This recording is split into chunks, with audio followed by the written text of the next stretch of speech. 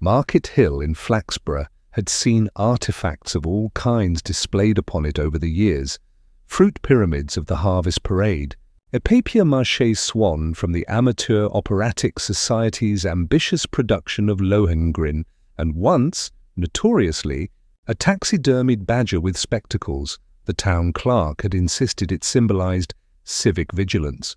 But even by these generous standards, the object now receiving attention in the museum hall was considered unusual. It was a Venetian carnival mask, pale, pearl-lacquered, with a delicate curving smile and gilt flourishes at the temples. Or rather, that was its reputed appearance. At present, the mask's smile was neither delicate nor curving. It was stretched, stiffly, unpleasantly, into a wide, fixed grin, like a performer who had been told the audience was important patrons and must by God be impressed. Miss Lydia Cribbs, curator of Flaxborough Municipal Museum and custodian of all objects deemed culturally significant or failing that locally diverting, stood in agitation before Inspector Purbright. It was not like this before, she insisted, her normally cautious voice trembling just enough to draw sympathy rather than skepticism. The smile has been altered. Someone has painted over the original gilding. I noticed it immediately. Inspector Purbright, whose face seldom betrayed more than mild, thoughtful interest, observed the mask quietly. The paint at the edges had a slightly uneven sheen, as if applied hurriedly and then wiped once, too confidently. "Yes," he said almost conversationally. "Someone has interfered with it." Miss Cribbs relaxed at once. Agreement from Purbright often had the effect of a sedative on anxious residents. Mayor Fenwick, however, offered an exasperated snort. He was a man built for civic photographs, self-assured posture, expression halfway between benevolence and indigestion. "For heaven's sake, Lydia, it's a decoration for the autumn civic exhibition, not the crown jewels." Some overzealous volunteer probably thought it looked more festive this way, or less honest, murmured Miss Cribbs Purbright. Watch the mayor's reaction to that. "Word, honest," a faint flinch, but not of guilt, just of irritation. The mayor did not care for abstractions. "Well," said Mayor Fenwick, brushing his hands together as though he had settled the matter, "if that is all, I have a luncheon appointment." He left in a cloud of meaningful footsteps. Miss Cribbs sighed. "I hesitated to involve the police at all, Inspector, but there is something about the mask now. It seems to be smiling at you rather than for you." Purbright did not smile back. He regarded the object as though it were a mildly puzzling equation. "When did you last see it in its original form?" "2 nights ago. I was cataloguing exhibit labels. Mr. Tudge locked up after me. He may have been the last in the building." Mr. Tudge was the museum's caretaker, a pale, thin man who had the air of someone permanently startled by distant thunder. Purbright nodded. "I'll speak with him." Miss Cribbs hesitated. "Inspector, do you think someone is making a joke?" "Of me, perhaps." Purbright's gaze flicked briefly to hers. "Jokes usually won an audience, Miss Cribbs." "I suspect this was done for the benefit of the mask." "Not the museum." Her expression suggested this was not comforting. Mr. Tudge was found in the museum basement, attempting to coax life into a dehumidifier older than several committee members. He looked as though guilt would be his natural state, even in innocence. "Paint the mask?" he repeated. "Me, sir? No, sir. Wouldn't dare. Miss Cribbs notices everything." "I once moved the pamphlet rack 2 inches to the left, and she said the room felt tilted." "Did you see anyone near the cases?" Purbright asked. "After closing time?" Tudge shuffled. "Couldn't say I saw anyone." "But I heard footsteps. Light ones." Thought it was Miss Cribbs coming back for the donation ledger. "When I came up, the hall was empty." "Which evening?" "Monday. Just gone 9:30. Purbright thanked him and left him to negotiate further with the dehumidifier. Outside, Market Hill glowed with the weak afternoon light particular to early October, when the town seemed to be quietly preparing itself for winter without speaking of it. The altered mask had stirred something small but definite, not fear, not scandal, something closer to recognition. As Purbright crossed toward the police station, he saw Mrs. Banbury from the sweet shop already confiding to a customer that the mask had always had a history, despite the fact that 5 minutes earlier she had not known the mask existed. Purbright allowed himself the faintest suggestion of a smile. Flaxborough had begun to talk, which meant sooner or later someone would try to correct the story. That was when the truth tended to show. The first news of the mask's alteration reached the High Street before the clock on St. Olaf's struck 11. By lunchtime, it had travelled as far as the Swan and Pibworth, where it was being received with the solemnity ordinarily reserved for discussions of the weather forecast, royal family ailments, and the price of seed potatoes. It was Mrs. Banbury, proprietor of Banbury's traditional sweet and tobacco emporium, who gave the matter its initial atmospheric colouring. "There's always something behind a smile like that," she told her morning clientele, while weighing out pear drops with the ceremonial precision of a pharmacist. "The kind of smile that knows something about you." I don't trust it. Nobody had asked for an opinion, but this was not a precedent likely to trouble Mrs. Banbury. Her customers murmured appreciatively.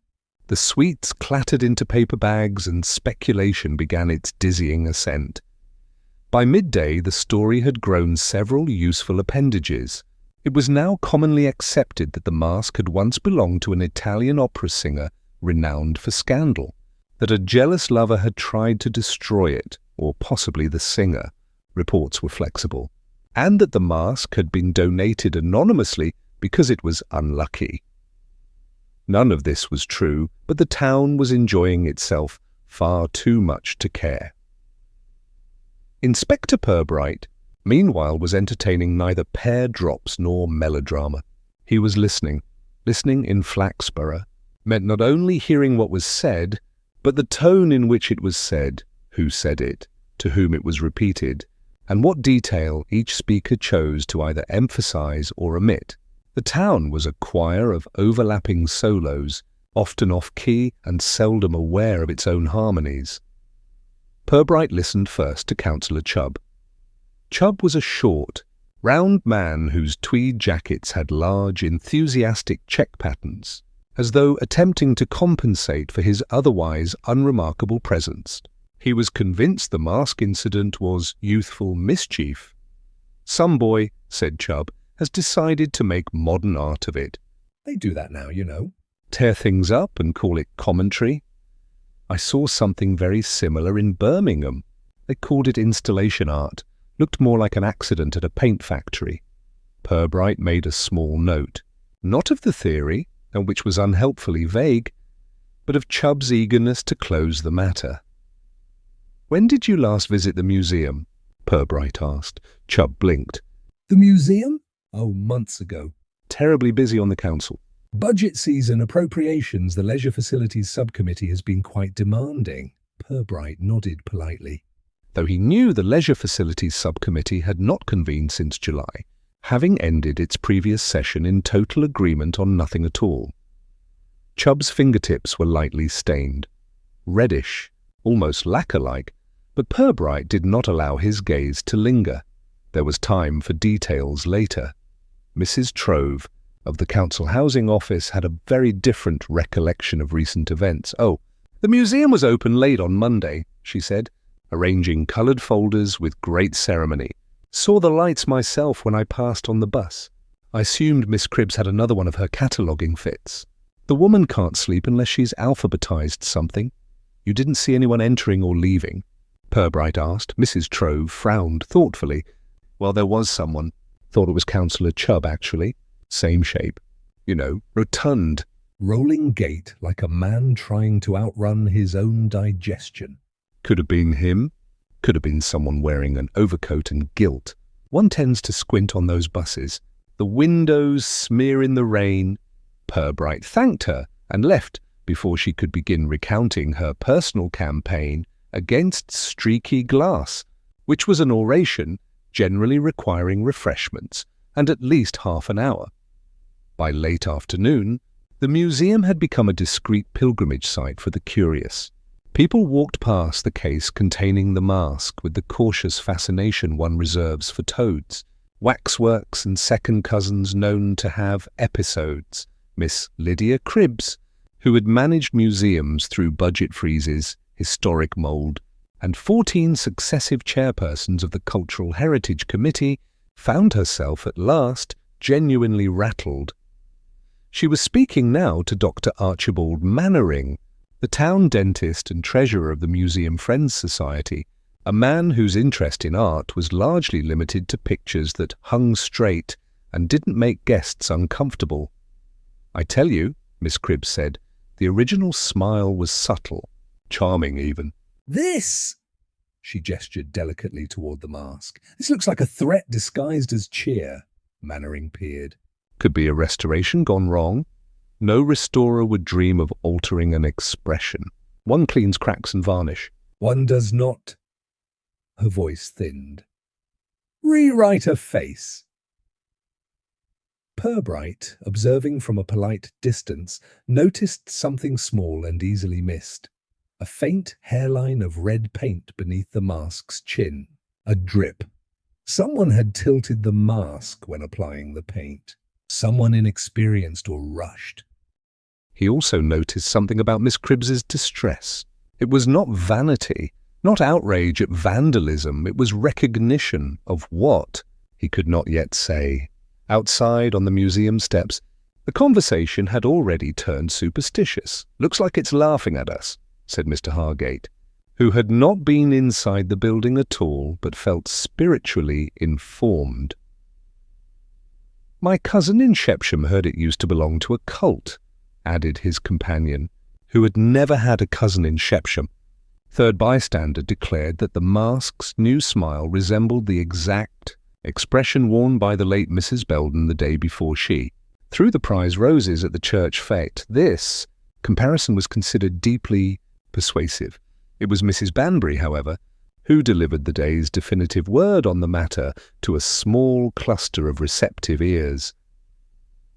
"Smiles like that," she said, "come from secrets, and secrets don't stay buried forever. Not in this town." Her audience drew a collective, meaningful breath. The mask, from within the glass case, smiled, broadly and without apology. That evening, Purbright sat at his desk, reviewing notes. He had not yet formed a theory, but he had formed a direction. Someone, he thought, had wanted the mask to smile differently. Not better, not prettier, not more attractively, just differently. As if the old smile had been the wrong one, as if someone had wanted to overwrite a memory. He set down his pen. Outside, on Market Hill, the last shop shutters closed with the weary practicality of a small town settling itself for another night. Nothing in Flaxborough looked disturbed. Nothing ever did. But the first quiet thread had been tugged, and threads, once loosened, had a tendency to pull.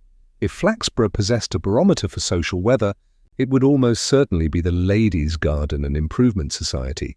Its meetings combined the botanical, the moral, and the municipal in equal measure, and as such, could usually predict the town's next scandal 3 days in advance.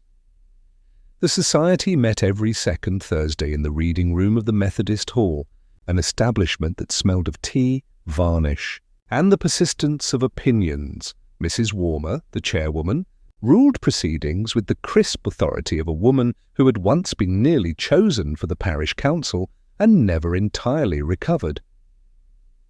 On this particular evening, the subject for discussion was ostensibly autumn bulb planting and civic display coordination. But that was, of course, a formality. What the members truly wished to discuss, while pretending not to, was the mask.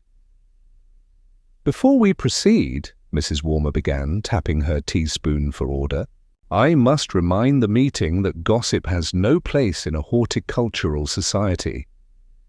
This was followed by the silence of 20 women preparing to gossip vigorously under horticultural cover.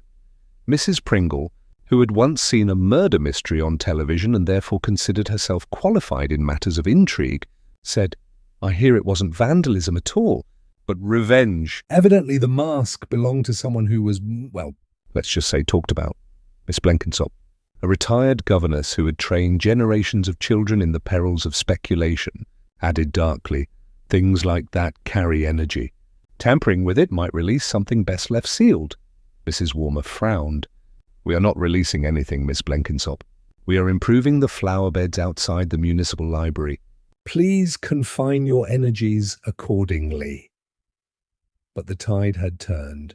Even the committee secretary, Mrs. Clegg, was scribbling not botanical minutes, but social notes of future value. Inspector Purbright, in the back of the hall, had been invited in a nominal capacity as a representative of the local constabulary's civic interest. In truth, Mrs. Warmer had asked him to speak on littering prevention. It was the sort of harmless, procedural talk that Purbright delivered as gently as a bedtime story. He stood patiently, hands behind his back, until Mrs. Warmer's insistence on discipline ran aground against the reef of curiosity. "Oh, Inspector," Mrs. Pringle called suddenly, "you'll have heard about that dreadful thing at the museum. Is it true the mask changed its own face?" There was a faint stir of interest, and possibly hope, at this suggestion. Purbright smiled mildly. "No, Mrs. Pringle, paintbrushes remain a human monopoly." Laughter fluttered around the room. But he saw the way a few women exchanged glances, the sort that signify shared knowledge politely suppressed. After the meeting concluded, Purbright lingered as the ladies stacked cups and gathered coats. The room was abuzz with small talk that, to a trained ear, sounded like the delicate clink of loose change, the economy of information in circulation. It was then that Mrs. Warmer approached him, her tone conspiratorial but official enough to sound civic. "Inspector," she said, lowering her voice, "I dare say you wouldn't want to listen to idle chat, but I believe one of our members may have known more about that mask than she admitted." "Oh, yes?" She looked around carefully. "Miss Blenkinsop, retired governess, sharp tongue, sharper memory. She said something tonight about the mask's energy, as if she had seen it before. But she's never set foot in Venice, I can assure you. Where does Miss Blenkinsop live?" "St. Ethelburga's Cottages, number 3. "Keeps herself to herself, except on Thursdays and funerals," Purbright nodded. Thanked her, and made a note. Later that evening, under a sky the colour of weak tea, he called upon Miss Blenkinsop. Her front garden was a study in precise restraint, not so much grown as curated. Each shrub had been disciplined into obedience. She answered the door, wearing a cardigan that appeared to have been knitted by an anxious conscience. "Inspector Purbright." How very official of you. "Do come in if you can step around the cat."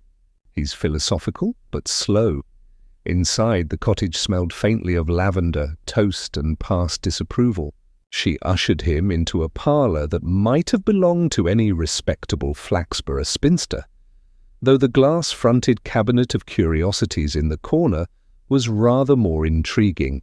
A dozen trinkets, porcelain figurines, pressed flowers, a miniature Venetian mask, nearly identical in style to the one at the museum, only smaller.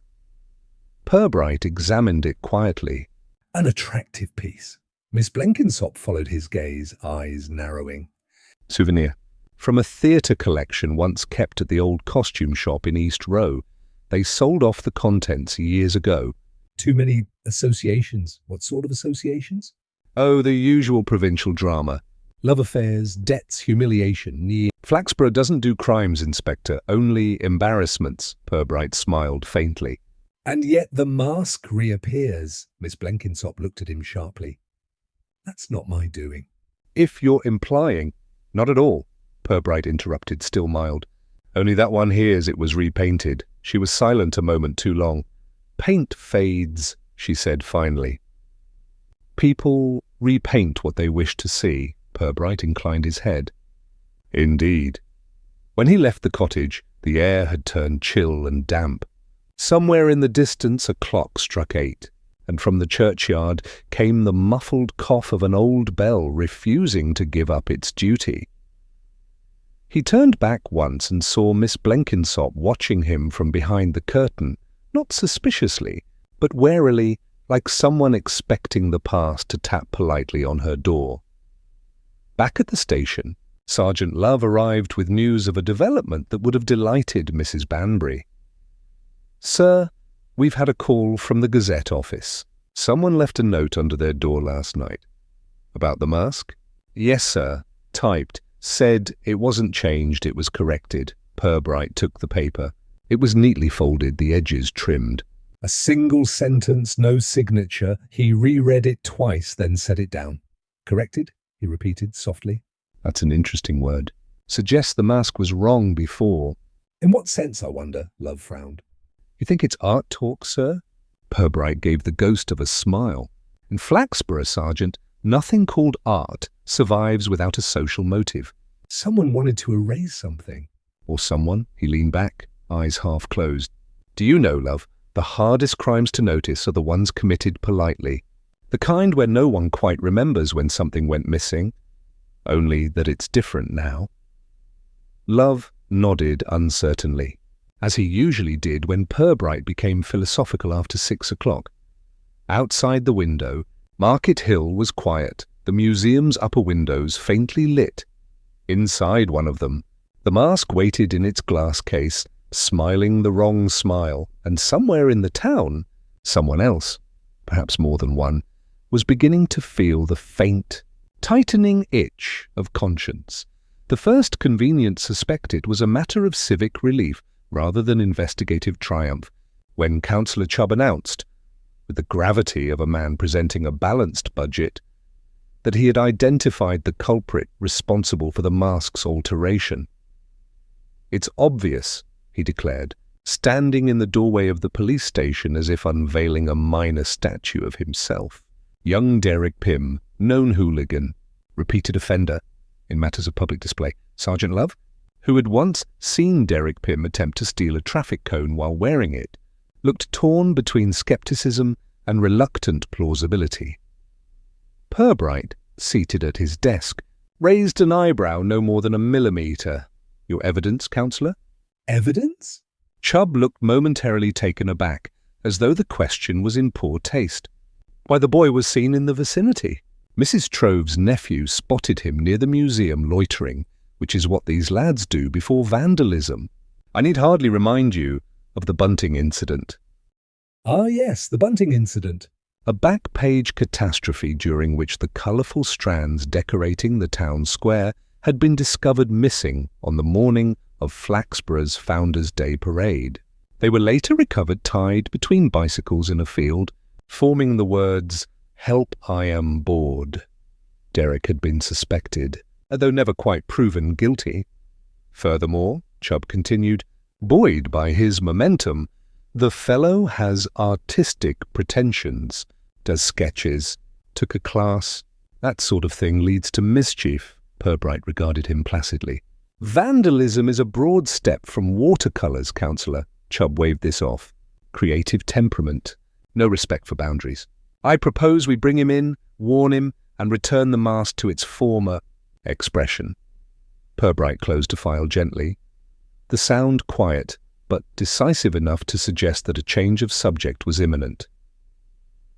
I will speak to Derek, he said. If only to keep the town comfortable, Chubb beamed, satisfied, and left the building, with the air of a man who had solved Rome. Derek Pym was located, as he often was, in the rear yard of Ricketts Motorcycle Repairs, leaning against a petrol can in a manner that implied habitual familiarity with flammable objects. He was 19, lanky, perpetually speckled with some variety of grease or charcoal. His expression was generally mild and thoughtful, the face of someone who would rather have been left alone to ponder mechanical philosophy. When Purbright explained the reason for his visit, Derek blinked once. Alter a mask? He repeated. If I was going to ruin something, I'd do it properly. Set it on fire. I'm not subtle. This was, as Sergeant Love later observed, one of the most unhelpful but honest alibis the station had ever received. You were seen near the museum on Monday night, Purbright said. Passing through. Derek shrugged. Shortcut home. I thought the place looked open. Lights were on upstairs. What time was this? Dunno, 9:30, maybe 10. I remember because Mrs. Blenkinsop walked past and nodded at me. Looks like a puffin when she's wearing that coat. Purbright paused. You're certain it was her? Yeah, hard to mistake. Moves like she's expecting to be inspected. This was new. And it fitted, in an oblique and interesting way, with something Miss Blenkinsop herself had claimed with emphatic innocence, that she had been home all evening. Purbright filed this away, As he always did, gently, without pressure. Clues, in his experience, behaved better when they were allowed to breathe. He thanked Derek, who resumed his quiet contemplation of the petrol can, as though awaiting future immolation opportunities. That evening, at the Swan and Pibworth, Councillor Chubb was recounting his theory with increasing flourish. The pub's atmosphere thickened with smoke, beer smell, and righteous certainty. It's always the young, he declared. No respect for culture. They think history is something that happens to other people. At this, Mr. Hargate, who had struggled to remember history even while it was happening to him, Nodded gravely. But not everyone was convinced. Mrs. Clegg, she of the Garden Society Minutes, sat at one of the small round tables with two friends from the library volunteer circle. She listened, lips pursed, knitting needles moving with the soft, rhythmic precision of a ticking clock, counting down something inevitable. Derek Pym? She said at last. Nonsense. The boy hasn't the nerve to repaint his own bicycle. And anyway, the mask's new smile is quite Particular, her companions leaned in. not for scandal. For tone? What do you mean, particular? One whispered. Mrs. Clegg paused, choosing her moment. I've seen that expression before. There was a delicate silence. In the Town Hall Portrait Gallery, she continued, On the face of Agatha Perrell, the actress who lived here, a decade back. before her disgrace, the word disgrace fell like a pebble into a lake, small but sending rings outward, wide ones. Chubb, hearing the name and recognizing that a conversation threatened to become more interesting than his own, hurried to interrupt. That's irrelevant. The woman left the town. Nothing to do with us now. Mrs. Clegg didn't look at him. The mask was painted to look like her. I'm sure of it. Purbright, sitting quietly in a corner with a tepid ale, did not move. But he did glance up, just once, at Councillor Chubb. Chubb's ears had coloured, faintly but unmistakably. The next morning brought a small, seemingly trivial discovery, the kind that the careless often overlook, but which Purbright collected with almost aesthetic appreciation. On the shelf behind the museum display case, nearly hidden by brochures, lay a small tin of deep red theatrical lacquer paint, the same tint that had been used on the mask's widened smile. The label was a faded remnant from a once popular costuming supplier, Perrell and Leach Theatricals, Flaxborough Branch, closed. Purbright held the tin lightly in his hand. Perrell, the actress, the one whose name had made Chubb's ears flush. The one, according to Miss Blenkinsop, whose memory had been best left sealed. The mask had not been vandalized. It had been restored, to resemble someone it had once represented. But by whom? And why now? Purbright did not announce conclusions. He simply returned the paint tin to his coat pocket, as if placing a bookmark in a story whose next chapter was already writing itself. When he returned to his office, Sergeant Love was waiting. Sir, the press is asking for a statement. Councillor Chubb says we've identified the culprit. Purbright set his hat down. Yes, he said mildly. Councillor Chubb frequently identifies things. Should I tell the Gazette we have a suspect? Purbright smiled, not widely but knowingly. No. Love, tell them we are continuing our inquiries, because they were. And one inquiry, particularly, had just begun. The trouble with the past in Flaxborough was not that it refused to stay buried. It was that it simply sat just below the surface like a well-wrapped Christmas pudding in the pantry, waiting for someone to remember its existence and feel compelled to serve it. It was precisely such a memory, in paper form, that Sergeant Love produced the next morning.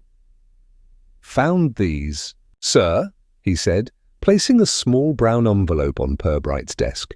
The packet was the sort used for prescriptions or stamp collections and bore the handwritten label, Peril and Leach, Receipts, Costume Hire. "Where did they come from?" Purbright asked, picking up the envelope. "Evidence room," Love answered.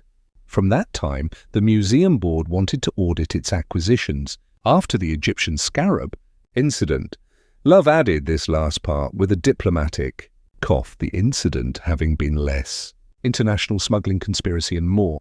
Miss Cribbs accidentally buying a paperweight shaped vaguely like an insect. Purbright loosened the string and unfolded the contents.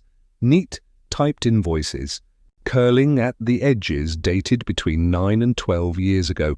Names, costume rentals, Lending agreements. mask fittings. His eye caught one entry in particular. Rental 147. Comedy mask. Venetian style feat. Miss Agatha Perel for Amateur Theatre Society. Winter Gala. December 8th, 2013. Beside it, in tidy penmanship, returned. No. Replacement fee waived by manager. That was unusual. In Flaxborough, nothing was waived except blame. Purbright read on. Several names repeated across the receipts. Miss Agatha Perel, Counsellor. Alfred Chubb, Mrs. Lydia Cribbs, then Assistant Cataloguer. Dr. Archibald Mannering, Subscription Patron. And one final name, circled faintly in pencil.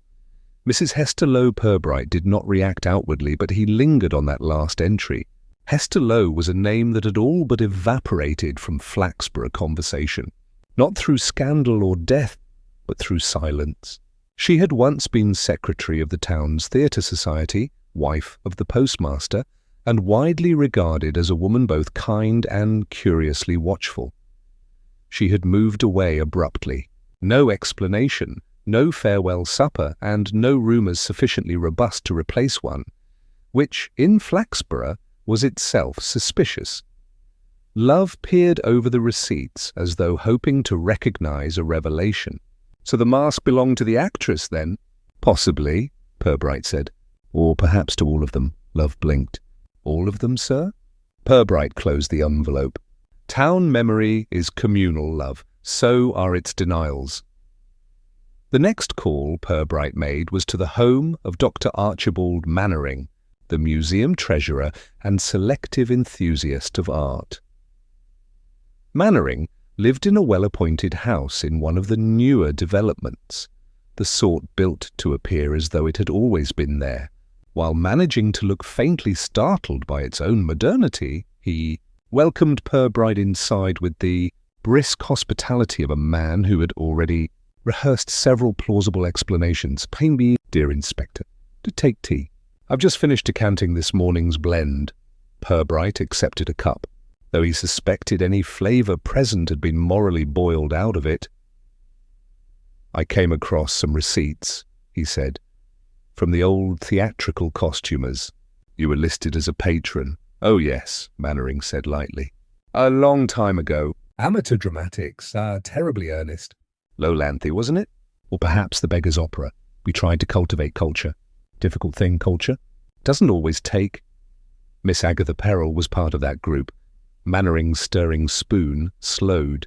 Only a fraction, but enough. She was "Talented," he said finally. "Magnetic, even. A bit too dramatic for Flaxborough. The town never quite forgives charisma." "And Mrs. Hester Lowe?" Purbright asked. The pause, this time, was unmistakable. "Hester," Mannering said softly, "was the kindest woman I've ever known." He set down the spoon a little too carefully. She admired Agatha, fiercely, more than was wise. And when admiration is not returned, or returned improperly, people suffer. Quietly. Permanently. Purbright said nothing. He seldom interrupted pain, Mannering continued, voice lower now. There was an argument. At the winter gala, the same night the Venetian mask was last seen. I didn't witness it, but I heard it. Raised voices. Then silence. And the next week Agatha left town. Hester left later, but not by choice. Not by choice? No. Mannering looked at him fully now. She was encouraged to leave. Kindly, politely, collectively. You know how these things happen, Inspector. The town protects itself. Purbright looked down at the tea, where a lone fragment of leaf floated like an unburied truth. Yes, he said. I do. He left Mannering's house with the receipts packet in his pocket and the unmistakable shape of something taking. Form. This was not about art. It was about humiliation. Agatha Perel had worn the mask at the winter gala. Something had happened there, something involving Hesterlow, something that the town had collectively agreed would not be spoken of. And now, years later, the mask had reappeared, and someone had forced it to smile widely, grotesquely. As if to say, this is what you remember me as, isn't it? That evening, Purbright returned to the museum. Miss Cribbs was there, alone, standing before the display case. She did not turn when she spoke. I knew you would come back, Inspector. Purbright stood beside her, examining the mask. The widened smile glinted under the low lights. I've found records of the theatrical rentals, he said. The mask was worn the night of the winter gala. Miss Cribbs exhaled, a small, fragile sound. Yes, she said. I remember. I was there. And Hesterlow? Her fingers tightened on the edge of the display case, not dramatically, but in that way one grips the past to keep it from slipping free. Hester was gentle, Miss Cribbs said, and kindness in this town is like blood in the water. They could smell it. Purbright waited. She loved Agatha, or thought she did. And Agatha, she loved admiration. It was a mismatch, and then something cruel was done. A game, a trick. Public, but wrapped in laughter, so no one had to call it what it was. A humiliation, Purbright said. Miss Cribbs nodded. And the mask, that smile, it was the symbol of it. Hester never recovered. She left, quietly, and the town patted itself for being tidy. And now, Purbright murmured, someone has chosen to remember. Miss Cribbs turned to him finally. I think, she said, someone wants the town to look at itself. And it doesn't like what it sees, the mask smiled back at them. Bright. Merciless, unrepentant. Outside Market Hill was steady, calm, and ordinary. But Flaxborough was beginning to feel watched, not by police, but by memory. A quiet walk by the River Marden, which curled its way past the outskirts of Flaxborough, had always seemed to Inspector Purbright to possess an attitude of patient resignation. It did not roar or glimmer or perform for visitors. It simply went on, but the town did, carrying things quietly along until they were out of sight and, eventually, out of conversation. The cottage that sat near the bend of the river was small, ivy-veiled and just slightly lonely-looking. Like a guest who has stayed too long at a party where she no longer knows anyone. The garden showed evidence of once fervent care, now given only in careful maintenance. No delight. Merely duty. This was where Mrs. Hester Lowe had come when she returned to Flaxborough, not to stay permanently, but to settle her late sister's affairs. She had been in town almost 2 months and had spoken to almost no one. Purbright walked the footpath toward the cottage at an unhurried pace. A policeman hurrying was a sign of panic, and panic was rarely helpful. He found Hester in the garden pruning roses. She worked with slow, methodical movements, not timid, simply measured, as if each gesture had been reviewed and approved by some internal board of conduct. When she saw Purbright, she did not appear surprised. Only quietly resigned, like someone who has heard a knock she has been expecting for years. Inspector, she said, setting down her shears. You've come about the mask? Purbright inclined his head. Yes. She brushed a few petals from her hands, though there were none there. I wondered how long it would take, she said, without bitterness, only a faint, worn amusement. It always comes back, doesn't it? In this town, the past never leaves. It just waits until someone needs it, Purbright did not reply. Silence often spoke more kindly than words. They walked down toward the river together. The water made small, private sounds against the bank. The sort of sounds that belong to two people who know better than to ask too much of one another. After a few minutes, Hester spoke. She was the brightest person I had ever seen, she said. Agatha. When she laughed, the room didn't light up. That's sentimental nonsense. But people looked at her. They couldn't help it. She drew the eye. I thought that must be a kind of grace. The river continued its quiet, indifferent course. We were in the theatre society together, she went on. I did the organizing, sewing hems, booking music rehearsals. I was useful, you see. Not radiant, not brilliant, only useful. And useful people are easy to overlook. There was no self-pity, just fact, like the texture of stone. She knew I admired her. Of course she did. She enjoyed it. Admiration is a kind of currency, isn't it? And she spent it freely. On everyone, she paused. On Councillor Chubb particularly, Purbright waited. There was a gala. A winter production, masks, dancing, light. And Agatha decided that the best way to show the town how delightfully modern we all were was to make a joke of me. Her voice was steady. Terribly steady. She told me she wanted me to wear the mask. Said it would be elegant, dramatic. Said she had chosen it just for me. I believed her. 'Cause I wanted to. Purbright turned his face slightly toward her. But he did not interrupt when I came out onto the stage. They laughed. She swallowed. It wasn't laughter at what I did. It was laughter at what I was. The wind stirred in the reeds. A fish rose, then vanished. It became a story. Not a cruel one, no. That would have been easy to challenge. It was a charming story. A funny moment. A little joke. A harmless bit of theatre. Her jaw tightened. Just once. But there is no defence against cruelty disguised as humour. If you object, you appear thin-skinned, ungracious. And the town values graciousness above everything. Even truth? Purbright nodded slowly. And Agatha left soon after, he said. Yes, when the council decided the scandal might reflect badly on its cultural ambitions.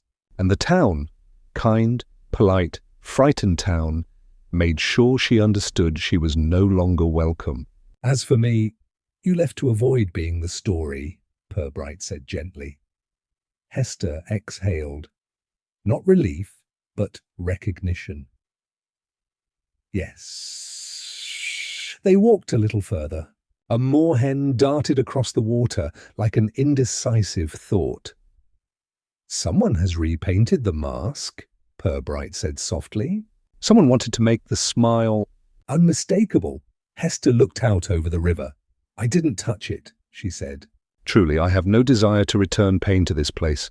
I don't hate them. I simply don't want to belong here anymore. Her hands, resting lightly at her sides, were steady, but very still. Purbright believed her. Not because she sounded sincere. Sincerity was common enough in Flaxborough, but because she was not trying to explain anything away, not trying to defend or persuade, just stating what was. But someone does want the town to remember, Purbright said. Hester nodded. Once. Someone who was there, someone who saw.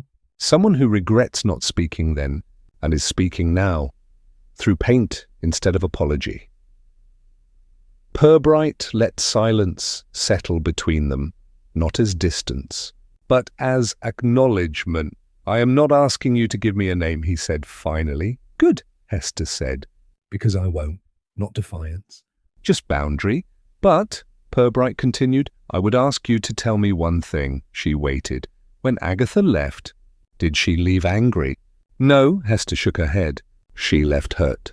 And frightened. And very much alone. And now? Purbright asked quietly. Hester's eyes moved, just slightly, toward the town in the distance. Now, she said. Someone else's too. Purbright walked back to Flaxborough alone, the late afternoon sun lying thinly across the fields like the last sheet on an unmade bed. The town looked peaceful, respectable, composed, but dignity is a costume, and someone had begun to pick at the threads. Purbright did not hurry.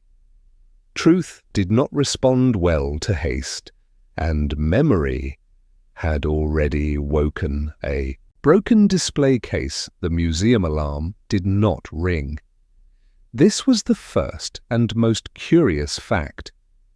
At 6:42 in the morning, Mr. Tudge, museum caretaker and part-time worrier, arrived to find the front door locked, the windows in their usual state of mild resignation, and the interior quiet except for the low hum of the dehumidifier that had been coaxed back to life by equal doses of WD-40 and prayer. Nothing looked disturbed. Nothing, that is, until Mr. Tudge reached the main exhibition hall and saw that the glass display case containing the Venetian mask had been opened and then closed again, the lock carefully reset, and the mask itself lying face down on the velvet backing. Tint had fallen only a few inches, just enough to crack. A fracture ran across the lacquered surface like a pale lightning bolt, splitting the widened, painted smile in half. An injury that made the expression stranger still. Not ruined, simply exposed. The crack suggested not violence but interruption, as if someone had attempted to still the mask's grin and succeeded only in making it more unsettling. Mr. Tudge stared at it for nearly a full minute before remembering that he was, technically, responsible for doing something. Then he called the police. Inspector Purbright arrived at the museum shortly before 8 and found Miss Cribbs at the door in a state of controlled devastation. It was deliberate, she said, guiding him toward the case with the air of a woman escorting a priest to a deathbed. The lock wasn't forced. Someone had the key, or a copy, or knew where the spare was kept, Purbright said. Miss Cribbs flushed. I don't hide it, I simply keep it in a predictable location for emergencies. Under the blotter in your desk drawer, Purbright said gently. She looked at him in surprise. It is where I would keep it, he added. Not unkindly, they examined the case. The glass was unmarked. The hinges showed no strain. The mask lay cracked but otherwise untouched. No midnight rage, no hasty destruction. Just a quiet, careful gesture. Someone wanted the mask to stop smiling, Miss Cribbs said, barely above a whisper. Or someone wanted the smile to be noticed differently, Purbright murmured. He lifted the mask, very slowly, and turned it over. The back was plain. No maker's stamp, no note. Nothing theatrical beyond the smooth inner curve that once rested against a human face. But the red lacquer, the widened smile paint, had bled very slightly along the crack, softened by time or moisture. It had been applied recently. Someone had come back to rewrite the rewrite. Purbright set the mask gently down and looked around the room. Nothing else was disturbed, not a single object out of place. No theft. No chaos. Someone had entered, altered one thing, and left as quietly as they had come. Someone who cared very much what expression the mask wore. By 10 o'clock, word had reached the high street. Mrs. Banbury was offering free sherbet lemons to anyone prepared to hear her theory, which, by that hour, had developed into a haunting tale involving opera ghosts, duels, and a Venetian gondolier who drowned of heartbreak at the Swan and Pibworth. The clientele had already divided into two camps. Those convinced the mask was cursed. Those convinced the mask was a metaphor. The latter were regarded with faint distrust. Councillor Chubb, however, arrived late and loud, eager to reclaim narrative control. Well, he declared to the assembled pub. "That settles it. The vandal has struck again. A fellow is mocking us. Clearly a young person. They always return to the scene of the mischief." Psychological thing. Mrs. Clegg, Stirring her tea with the slow caution of a surgeon preparing for an incision, said, "If it were mere vandalism, Mr. Chubb, the case would be shattered, the mask destroyed. But it wasn't destroyed, only—" adjusted, Chubb bristled. Adjusted? It's broken. Mrs. Clegg did not blink. Some things must break before they can be understood. The room fell quiet, not because anyone agreed, but because no one wished to ask her what she meant. Meanwhile, Purbright walked the museum floor alone. He looked not at the mask, but at the space around it, at the way the red paint had dried, at the faintest trace of smudged fingerprint on the lacquer, not enough to identify, only enough to suggest the painter was unpracticed, but careful. Then he saw something nearly invisible, a hair caught in the hinge of the display case. Fine, pale, not grey, not fair, blonde, not cut hair, shed hair. He did not pocket it. He simply noted that the Theatre Society had once had a star whose hair had shimmered under stage lights like a halo misunderstood. Agatha Perel had been blonde, but this was not proof. Memory has many disciples. He left the museum and walked toward Market Hill, where the wind was picking up in quick, playful bursts that tugged at coat hems and threatened to scatter the town's composure. As he passed the sweet shop, Mrs. Banbury leaned out as though she had been waiting since dawn. "Inspector, the mask is trying to say something. I'll tell you that for free." Purbright paused just long enough to ensure her next statement would seem a response to deep engagement. "And what is it saying, Mrs. Banbury?" She lowered her voice to a whisper of tragic delight. "It is saying," she breathed, "look at yourselves." Purbright inclined his head. "That," he said, "is often sound advice." The day grew colder, not wintry, not biting, just cool enough to make one aware of one's hands. In the afternoon, Purbright visited Dr. Mannering again, unannounced this time. He found the dentist in his surgery, polishing instruments with unnecessary force. "You've heard," Mannering said. "Yes." Mannering set the instrument down.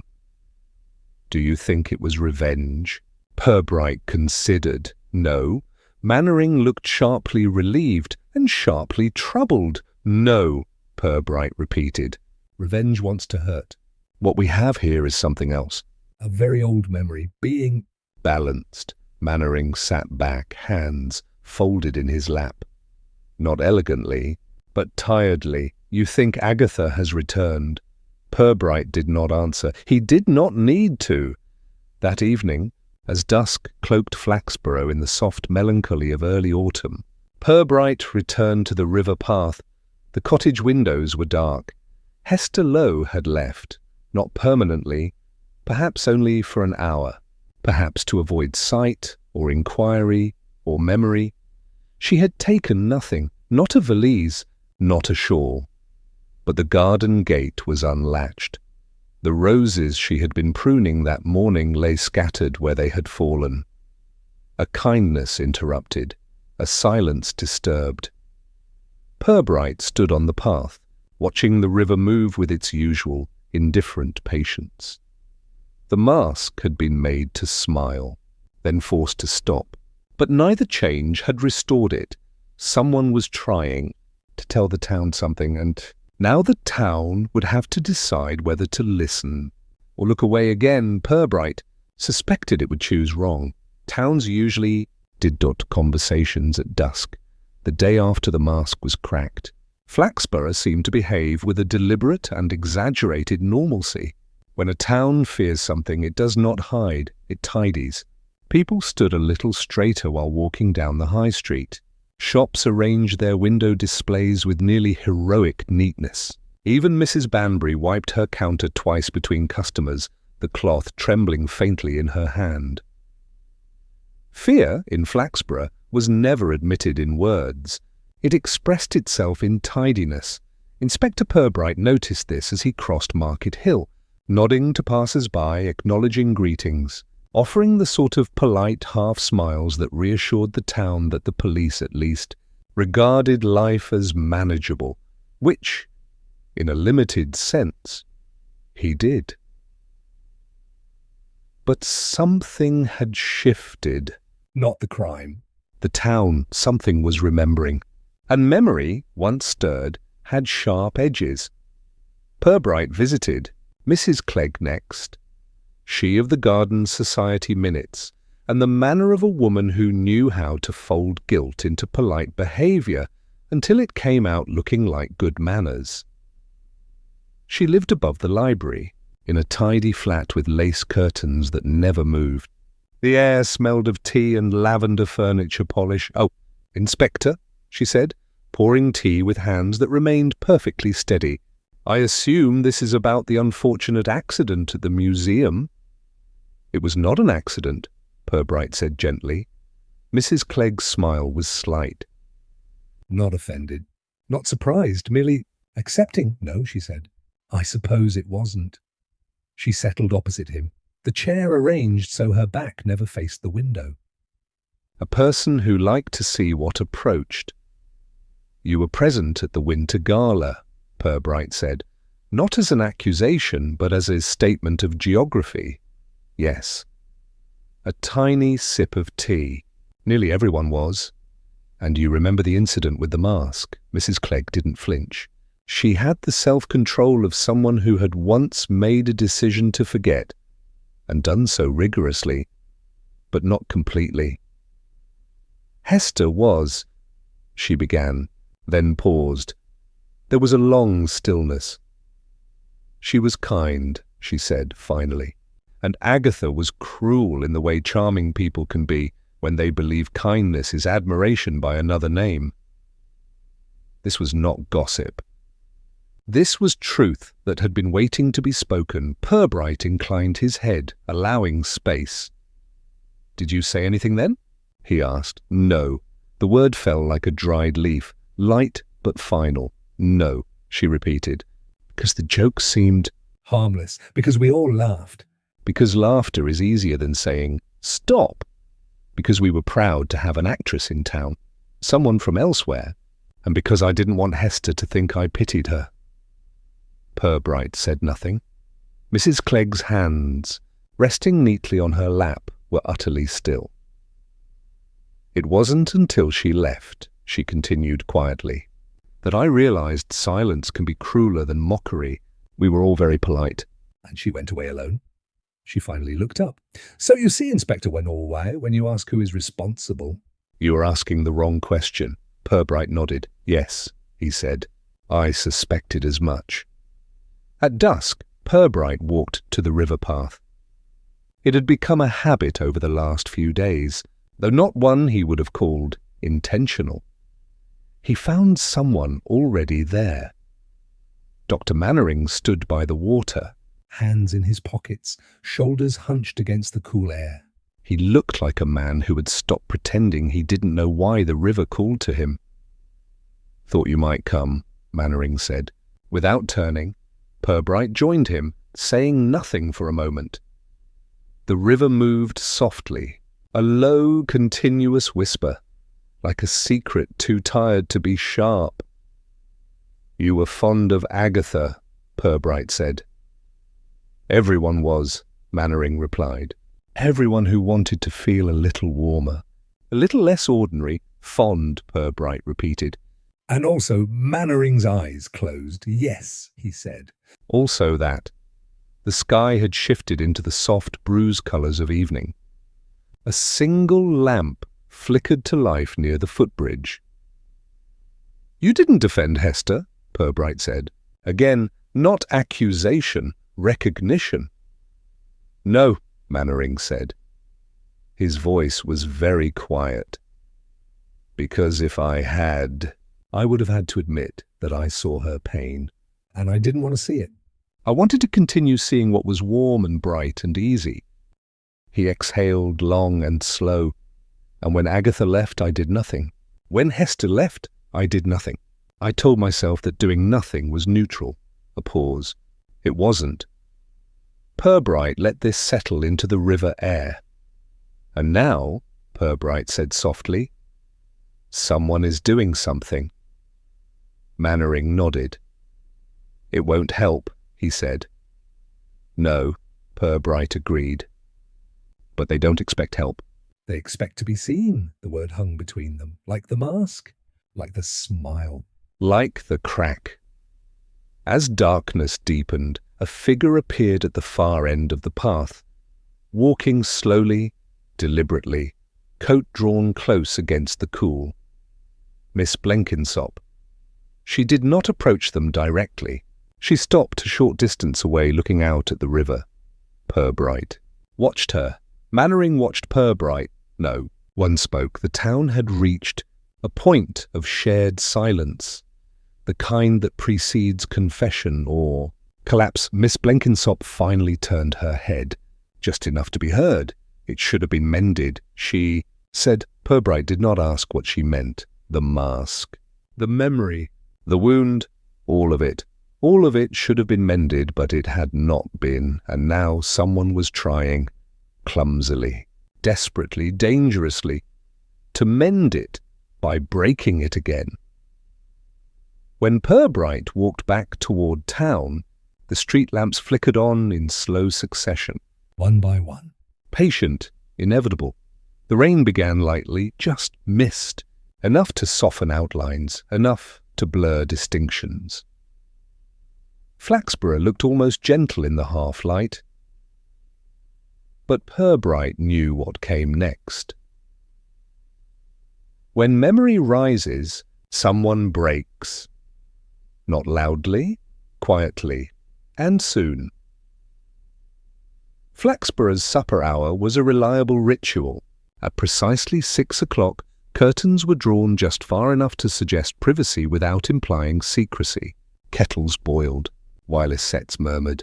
Domestic life arranged itself into a tableau intended to reassure neighbours that everything was in order.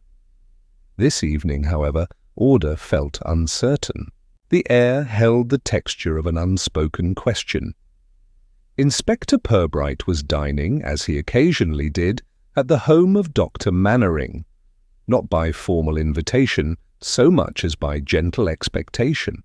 Mannering and his wife Eleanor were the sort of couple who believed in restorative hospitality, particularly when a matter was troubling the town, even if the matter in question was, at present, a smile that had cracked.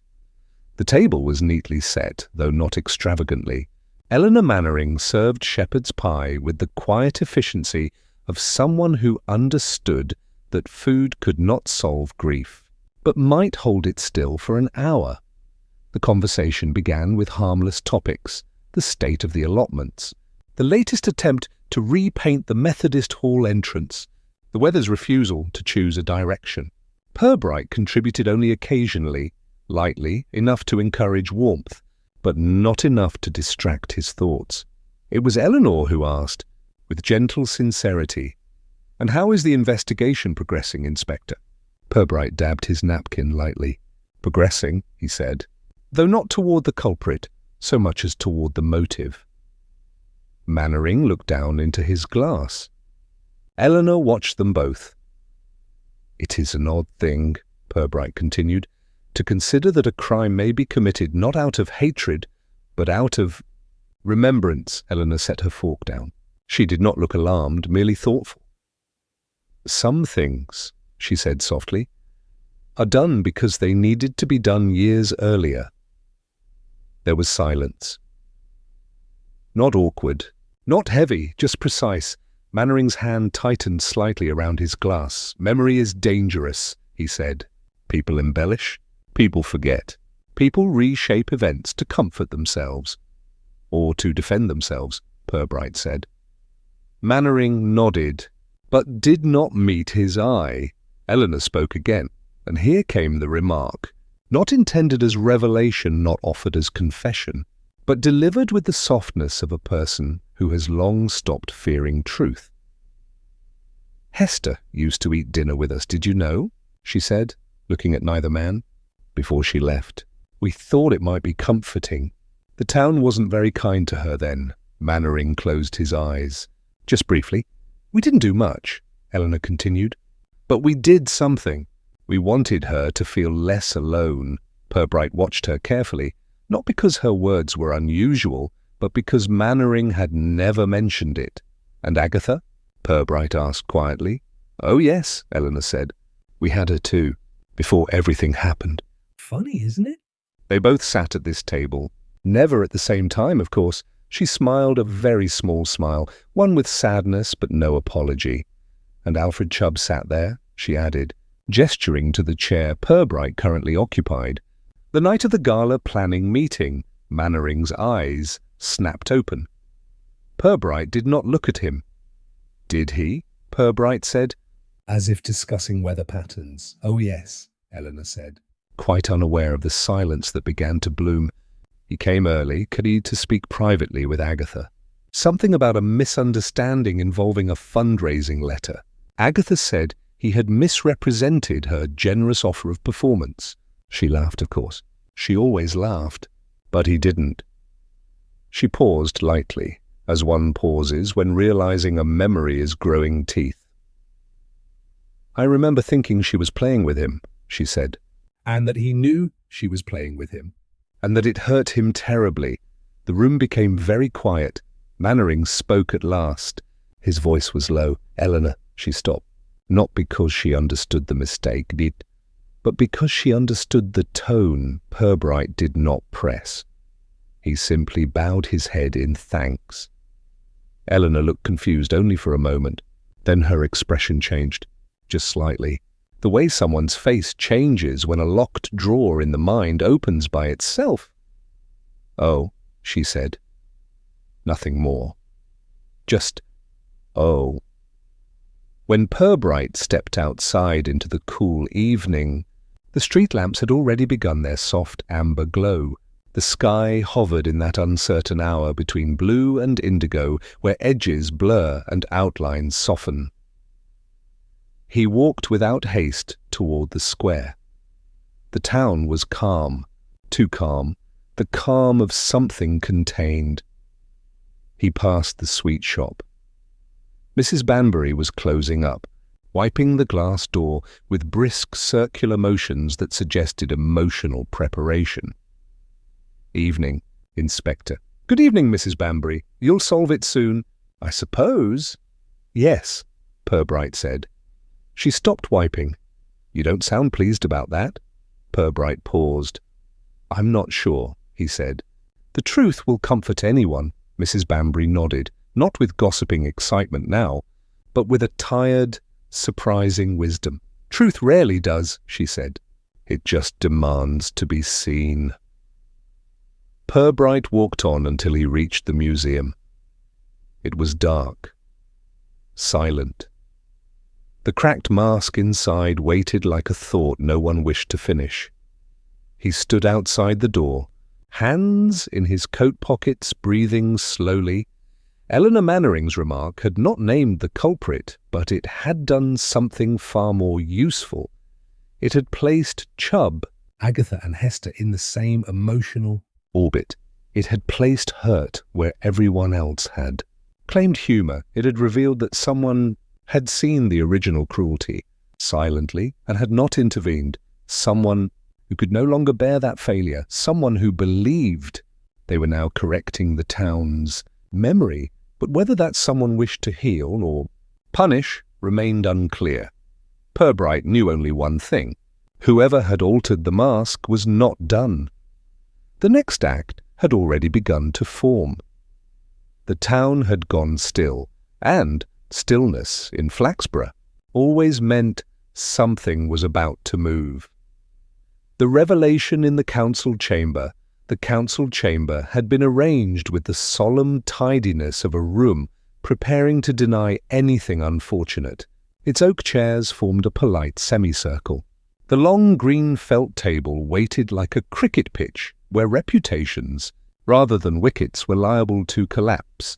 Present were Councillor Chubb Attempting dignity, Dr. and Mrs. Mannering, sitting close but not touching, Miss Lydia Cribbs, pale but composed, Miss Blenkinsop, knitting with deliberate calm, Mrs. Clegg, small, neat, self-contained, and Inspector Purbright.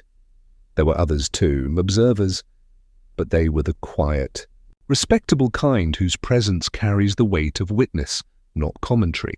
The town had come to hear whether the trouble was local or contained. Flaxborough always hoped for contained. Purbright stood, Not imposing. simply present. The matter of the museum mask, he began, is not one of vandalism, theft, or youthful mischief. It is a matter of memory. And memory, as we all know, can be rather painful. A soft stir. Someone breathed in too sharply. Purbright continued in the same mild voice. 12 years ago, at the winter gala of the Flaxborough Amateur Theatre Society, there was an incident. A joke, it was called at the time. Something done in merry spirits. It was, in fact, very unkind. Mrs. Clegg's knitting needles had stopped. No one wished to call it cruelty, Purbright went on. It was easier to call it humour. Easier still to pretend it had passed. No one spoke, not even Chubb. Miss Hester Lowe was humiliated publicly that evening. And the instrument of the humiliation, Purbright gestured, was the Venetian mask. He let that rest. It was worn at the urging of Miss Agatha Perrell. And the room laughed, including those who felt they should not, including people who cared about Miss Lowe, and afterward no one apologized. No one spoke of it again. Mannering's hands had closed into fists in his lap. Eleanor looked at him and did not look away. Purbright continued. When the mask resurfaced for the museum exhibition, it did not resemble the one worn that evening. Miss Cribbs, you had restored it to its gentler appearance, understandably. Miss Cribbs nodded once, a confession without guilt. But someone remembered its other expression, the one tied to that night, the one that made the town laugh at another person's pain. And that person altered the mask to match that memory. He paused, neither accusing nor absolving. No one who did not see the original expression could have repainted it accurately. Only someone who remembered, intimately, closely. Someone who stood near Hester Lowe that night and did nothing. Chubb shifted in his chair, but Purbright did not look at him. And when the mask became an object of gossip again, when others began to treat it as sensation instead of sorrow, the same person returned to the museum, not to destroy the mask, but to stop others from misinterpreting it. They turned the mask face down, and when the lacquer cracked, they left it, because the crack made the smile impossible to ignore, and because memory should not be neat, silenced. A very fine silence, the kind that holds truth like glass, holds water. Purbright turned, and not abruptly, but with gentle inevitability, toward Mrs. Clegg. She did not flinch. She did not gasp. She simply set her knitting carefully on her lap, aligning the needles so they would not roll. I thought someone should remember, she said. Her voice was soft. No tremor. I thought if the town saw what it had done, truly saw, then perhaps it would feel something. Not guilt, just recognition. No one moved.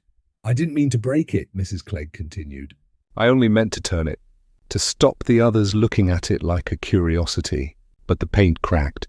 And I thought, well... Perhaps that too was honest, Purbright nodded. Yes. Chubb sputtered at last, red-cheeked and affronted by truths not shaped to his convenience. But why not simply say something? Write an article? Tell people plainly? Mrs. Clegg looked at him kindly. Oh, counsellor. This town doesn't hear plain speaking. It hears only what keeps it comfortable. That stopped him more effectively than reprimand. Miss Blenkinsop set her knitting needles down. I knew, she said, or half knew. The way one knows something unpleasant and keeps it somewhere tidy. Mannering's voice, when it came, was very quiet. Hester never blamed anyone. No, Mrs. Clegg agreed, which is why someone had to. Mannering looked stricken. not with guilt, exactly, but with the long-delayed understanding of friendship left undone. Miss Cribbs spoke next, softly. "Will we—" Press charges? Purbright shook his head. "No law has been broken that the law knows how to recognize." The room exhaled, not with relief, but with the sensation of something shifting beneath foundations. Mrs. Clegg folded her knitting bag closed. "I will go now," she said. Not dramatically, Not fleeing, just concluding, but Purbright said very gently, "No, stay." She looked at him then and saw that his request was not command, but mercy. "No one here is finished remembering," he said. The chamber did not applaud. There were no declarations, no resolutions, just the shared knowledge that something had been seen, finally, and would not be unseen again. When the meeting ended, the townspeople left slowly, like congregants after a difficult sermon. Purbright remained a moment longer, standing beside the empty chair Mrs. Lowe had once occupied in this town story. He did not smile. He did not sigh. He simply allowed the quiet to settle. The mask in its case at the museum was still cracked, but the smile it carried, the real one, had already shifted, not vanished. not healed, just Understood, and that was enough. Frost on Market Hill. The first frost of the season arrived overnight, settling over Flaxborough like a thin, pale admission. It coated the rooftops in white, softened the edges of the cobblestones, and made the riverbank reeds stiffen as if bracing themselves. The town looked peaceful. Not innocent, just settled. At the museum, the Venetian mask had been removed from public display, not hidden in shame, nor boxed away for another decade, simply placed in the conservation room under Miss Cribbs's careful supervision. She worked on it quietly now, the same way she mended insect wings in her specimen cases, with patience, tweezers, and respect. The crack remained. She did not attempt to conceal it. Restoring something does not mean pretending it was never broken. Visitors who asked about the mask were told it was being examined. This was true in more ways than one. Outside, life resumed its modest civic rhythm. Dr. Mannering's patients still needed fillings. Mrs. Banbury still measured pear drops by weight and moral judgment. The Garden Society still debated bulbs with the seriousness of an international tribunal. But conversation had changed. Not loudly. not constantly, just Occasionally, someone would say quietly, "Do you remember her?" Hester, or I wonder what became of Agatha, and no one now. Changed the subject. This was as close to repentance as Flaxborough ever came. Not confession, but remembrance without haste. Councillor Chubb walked more softly these days. He still wore the same loudly checked jackets, but they seemed less triumphant now, more like armour than decoration. He did not resign. He did not apologize, but he did begin to pause before making jokes in rooms where others might feel the sting of them, and in Flaxborough, that counted as growth. Mrs. Clegg continued with her knitting, her library volunteering, her tidy small kindnesses. No one confronted her. No one praised her. The town simply adjusted around her, as towns do when their polite understanding of a person expands slightly. She had not acted for glory. She had acted because something had remained undone. Purbright saw her once outside the grocer's, threading a needle through a dropped stitch on her glove. She nodded to him. He returned the nod. Nothing more needed to be said. Some truths are not improved by repetition. Hester Lowe did not return. Not immediately. Not for a visit or explanation. But Miss Blenkinsop received a postcard 3 weeks later. A simple coastal scene, no message, no apology. Just the signature. Hester Miss Blenkinsop placed it on her mantelpiece without comment. When Purbright saw it on his next polite social call, he did not mention it. He only inclined his head slightly, a gesture that to Miss Blenkinsop might as well have been a handshake. People return in their own time, or they do not. Both can be peace. And as for Agatha Perel, the actress whose smile had lit a room and whose laughter had cut more sharply than she ever understood, there were no postcards, No letters. no sightings. But sometimes, when a gust of winter wind lifted the ivy at the edge of the museum wall, the townspeople felt, briefly and quietly, that someone remembered them from elsewhere. Not fondly, not unkindly, just remembered, and that was enough. Inspector Purbright sat at his desk in the police station on a Tuesday morning, steam rising gently from his tea.